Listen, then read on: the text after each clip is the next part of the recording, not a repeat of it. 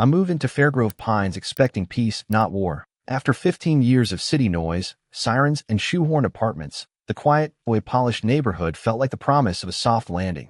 Until Karen arrived, like the closing act of a Shakespearean tragedy armed with bylaws and a clipboard. She lived 2 doors down, always in pastels, always judging, and always finding something wrong with someone else's property, as if she'd been personally appointed by the universe to enforce suburban perfection. I'd met her twice during my first month there, once when she passive-aggressively handed me a laminated pamphlet on hedge etiquette, and once when she stepped directly into my garage to tell me I couldn't use matte black paint on a visible tool chest because it was aesthetically aggressive. But I kept to myself, figuring she'd move on to more willing victims, until I walked out one Monday morning and found my shed lock clipped clean off, the metal shards still lying in the grass like breadcrumbs pointing to the crime. At first, I thought maybe it was a break-in, some desperate thief with an affinity for yard tools. But as I opened the doors and surveyed the damage, or lack thereof, it became clear that nothing had been ransacked. No shelves overturned. No tools stolen. Just my lawnmower. Gone. It was a red and black electric push mower I'd bought brand new, just 3 months earlier, quiet, clean, and efficient. A real upgrade from the gas-chugging monstrosity I'd used back in my rental days. And it was mine. Not borrowed. Not public. Not shared. I paced the yard for a bit, baffled, then decided to check the obvious places. I walked around the fence, scanned the driveways, and then froze when I saw it. My mower, clear as day, in Karen's backyard, parked with precision near her hydrangeas like it had never left home. It was unmistakable. Same scuffed front wheel, same branded cover I'd customized with a small sticker of a raccoon holding a wrench. She didn't even bother hiding it. Just left it out, as if she were daring someone to question her. I marched over, knocked, and she opened the door with a smile that didn't reach her eyes. Oh, she said, her tone as cool and rehearsed as an ice skating judge. You're here about the mower. I figured you'd understand. I needed it, and it was just sitting there. Community lawn tools are technically allowed under Section 3C of the HOA Charter. I blinked. Community what? She crossed her arms. Section 3C, Communal Equipment Clauses. It states that any lawn care or maintenance item visible to the community and not secured inside a home is considered eligible for HOA use in the interest of maintaining visual consistency across properties. I pointed to my shed. It was locked. Her smile tightened. Well, it wasn't very secure if I could clip the lock with a basic tool, was it? That was the moment I realized I was dealing with a sociopath dressed as a soccer mom. I told her to return it immediately, and she shrugged. Of course. I'm done with it now anyway. You should really consider trimming your own hedges, though they're nearly half an inch over regulation height. Then she shut the door in my face. I stood there stunned, more from the sheer gall than the theft itself. She had not only stolen my property, she'd rewritten reality around it, pulled from some Frankenstein HOA clause to justify literal trespassing and vandalism. I took photos. I documented the lock, the shed, the missing mower, and her smug expression as she wheeled it back onto my lawn without so much as a nod of apology. I sent everything to the HOA complaint inbox and waited for a response. 3 days later, I received a citation against me. Apparently, my lawn had exceeded approved grass height due to equipment hoarding that prevented community access. I appealed. It was denied. I requested a hearing. They scheduled it for 6 weeks later, citing a backlog caused by excessive complaints from community members. I tried calling the HOA office. No answer. I visited in person and was told that internal administrative discretion supersedes individual member interpretations of property rights. I couldn't believe what I was hearing. Karen had broken into my property, taken my belongings, and somehow convinced the HOA that I was the problem. That week, I noticed things started changing around my yard. A fresh citation for unauthorized lattice work appeared on my door, even though I had no lattice on the premises. A warning about excessively reflective solar path lights followed. Again, I had none. Then came a letter claiming my compost bin, which had been registered and approved in writing, was emitting unapproved organic scent levels. I was being buried alive in paper, every page a petty middle finger from Karen and her cronies. But I wasn't the only one. I started noticing a pattern. Quiet neighbors suddenly facing massive fine spikes, obscure citations, and visitations from Karen with a clipboard and fake concern. She was doing it to everyone. My neighbor Jim had his garden gnome cited for unrealistic humanoid expressions. The single mom next door got fined for non-uniform holiday decor after putting up paper snowflakes with her daughter. It wasn't just me. It was a reign of HOA terror, and Karen was the queen, carving her initials into the neighborhood like a bad tattoo. But this incident with a mower was personal. It wasn't just a rule she twisted or a warning she left. It was my property, my sanctuary, my tools. I've been willing to stay quiet when she nitpicked about garbage bins or sent memos about mailbox tilt. But this time, she cut a lock and pretended it was her right. She'd violated something sacred, the unspoken rule that what's behind your fence is yours, that you have a right to your own space, your own tools, your own slice of peace. That night, I sat in my workshop, staring at the ruined lock, and the mower now back in its place like a dog returning home after being stolen for a joyride. I didn't feel anger anymore. I felt calculation. I felt clarity. Karen wanted to rule with fear. She wanted to play games. But I had a new rule in mind. A wild card. One she couldn't find. One she couldn't file paperwork against. One that walked on four legs, reeked like vengeance, and had natural talent for infiltration. If Karen wanted to sniff around my shed without permission, then I would return the favor, except my revenge would be so pungent, she'd never forget the scent of her own arrogance. I just needed to find a few skunks. After the shed incident, I thought maybe Karen would back off, if not from guilt, then at least from the quiet hum of neighborhood disapproval, but I grossly underestimated just how deep her thirst for power ran. The next week, she distributed laminated HOA reminders to every mailbox on our street, with bold red text and bullet points suspiciously tailored to everything in my yard: no unregistered compost bins, keep utility sheds locked securely, and sharing tools promotes community trust, don't hoard, as if my property had become a neighborhood case study in passive-aggressive propaganda.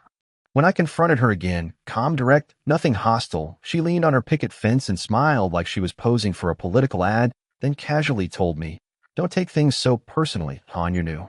It's normal to be overwhelmed. I'm a grown adult with a decade of corporate strategy under my belt." But the way she said hon made me feel like I was being handed a juice box at a daycare and told to sit in the corner. Worse, she began flaunting her power openly. She added herself to the HOA patrol rotation, giving her a clipboard and walkie-talkie she wore like a sheriff's badge, and she started showing up at people's houses unannounced, citing infractions on the spot. One Saturday morning, I looked out my window and saw her measuring the distance between my wheelbarrow and the edge of the patio with a measuring tape. I stepped outside and asked her what she was doing. She didn't even flinch. "Verifying clearance," she said. "It's 2 inches closer to the border than Section 6 allows." I checked the rules myself later. There was a Section 6, but it was about satellite dishes. Karen wasn't enforcing the rules, she was rewriting them mid-game and daring anyone to challenge her. When she wasn't prowling around in her self-assigned duties, she was weaponizing the HOA's digital bulletin board, posting cryptic notes about neighborly selfishness and non-collaborative property behavior that everyone knew were aimed directly at me. She even attached blurry, zoomed-in photos of my shed taken from behind her curtains. "If you've done nothing wrong, you shouldn't mind being seen," she said in a thread when someone asked why she was posting surveillance photos of private property. That's how trust works in a community. Her version of trust was starting to feel like surveillance state cosplay with a side of homemade banana bread. And the citations kept coming. I received one for abnormally aggressive Halloween decor after putting a single skeleton on my porch, which she claimed could disturb children. A week later, she wrote me up for non-regulation hose coil pattern because I'd wrapped mine counterclockwise instead of clockwise. That one nearly made me lose my mind. It wasn't just annoying, it was a form of psychological erosion. Every day brought a new petty reminder that she could reach into my life, make it a little more difficult, and do it with a smile that made it all feel like my fault. I tried reasoning with the HOA directly. I requested an audit of Karen's behavior, citing favoritism and abuse of position. The board said they would take it under advisement, but nothing came of it. I even spoke to a lawyer, but the HOA charter was airtight, and everything she did, every citation, every bogus warning, was covered by vague language that gave the board discretionary enforcement authority. She knew exactly where the lines were drawn, and she danced on them like it was a Broadway stage. But she didn't stop at me. Other neighbors started suffering too, like dominoes toppling one by one. Mr. Delgado across the street got cited for improper decorative stone density in his garden. Angela, a sweet retired nurse, received 3 consecutive warnings for her bird feeder being excessively frequented by non-native species. Even McAllister twins, who ran a lemonade stand every summer, were shut down for unlicensed beverage sales. Karen was tightening the noose on everyone, using the HOA bylaws like blunt instruments. Still, no one wanted to fight her, not really. The fear of retaliation was too strong. People talked in hushed voices. They grumbled over backyard fences and shared horror stories during barbecues. But when it came time to act, everyone hesitated. Everyone except me. Because unlike the others, I hadn't just been cited. I'd been violated. Karen had physically broken into my property and dismissed it like a joke. She'd treated my belongings like community freebies and my home like a playground for her power trip. I wasn't just annoyed. I was done. And when a tyrant won't listen, when institutions fail to check them, when logic and civility have no effect, then you don't escalate the argument. You escalate the game. I went quiet. No more confrontations. No more appeals. I smiled. I waved when she passed by. I acted like I was beaten. And behind the curtain, I was planning something so absurd, so unforgettably foul, would haunt Karen's memory every time she so much as smelled burnt toast. The idea had started as a joke, an offhand comment to a friend while we vented over drinks. Wouldn't it be poetic justice to fill her house with skunks? We laughed. But the more I thought about it, the more it made perfect sense. Skunks were nature's middle finger. They didn't bite. They didn't destroy property. But they left a mark so potent that no bleach or citrus scrub could erase it. They were the perfect organic weapon. All I needed was a delivery system. I started my research. Quietly. Carefully. Did you know skunks can be legally trapped in certain counties as long as it's for humane relocation purposes? I do now. I studied their behavior. Their triggers. Their preferred hiding spots. I read online forums run by wildlife removal experts, watched late-night documentaries, even subscribed to a pest control podcast. I ordered a set of ethical live traps and baited them strategically. Fruit, peanut butter, and sardines.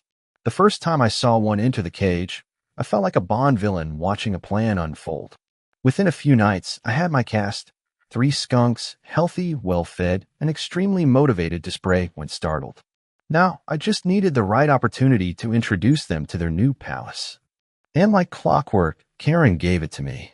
She posted a bulletin announcing her upcoming vacation, a much-needed break from the stresses of leadership, she wrote, as if her role were some divine burden only she could shoulder. She would be gone for 3 days. Long enough. Her adult son would be checking in to water the plants, she said, but only once a day, early in the morning. That gave me a window, and I knew exactly how to use it. I prepped the operation with military precision, tools, gloves, ventilation masks, blackout clothes. It wasn't just mischief anymore.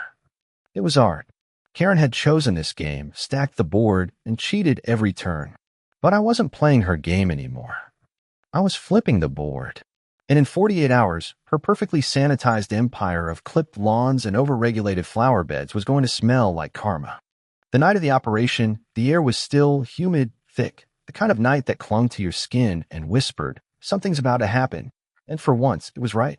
I'd never broken into a house before, at least not in the traditional sense, but this wasn't about theft or destruction. This was about correction, the final chapter of a suburban war that Karen had written with every fine, every smug glance, every clipped lock.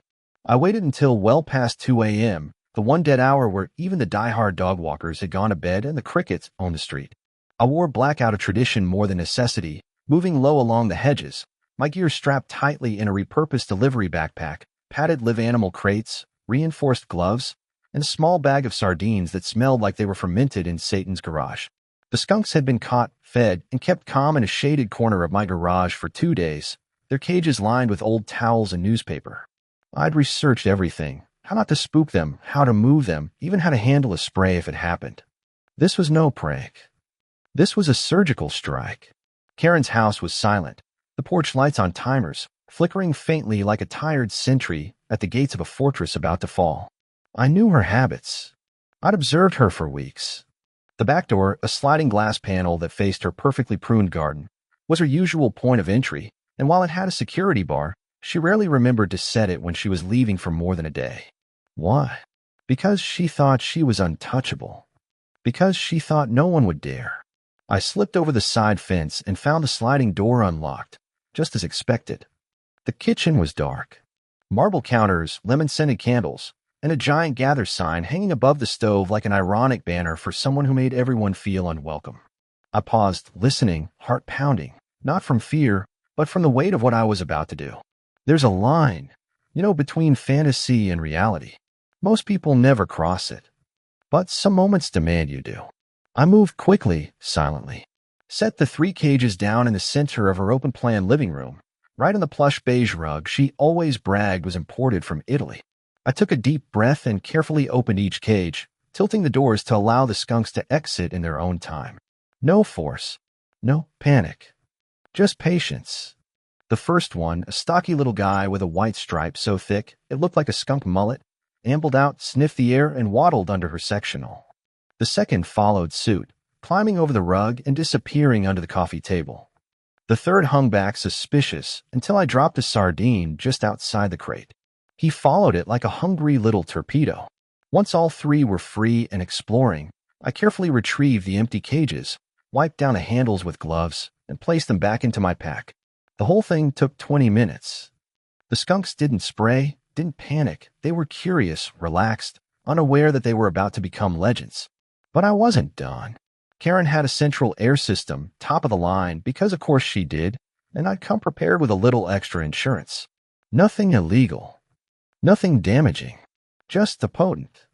I'd mixed up a brew I found in a backwoods pest control forum, skunk musk extract, harvested humanely, thank you, fermented garlic oil, and a touch of ammonia for staying power. I soaked a few cotton rags in the concoction, sealed them in Ziploc bags, and placed them inside her air intake vents, just loosely enough to let the fumes circulate the moment the system kicked on. I wore a respirator for this part, because even I wasn't ready to smell what I'd created. It was the olfactory equivalent of Judgment Day.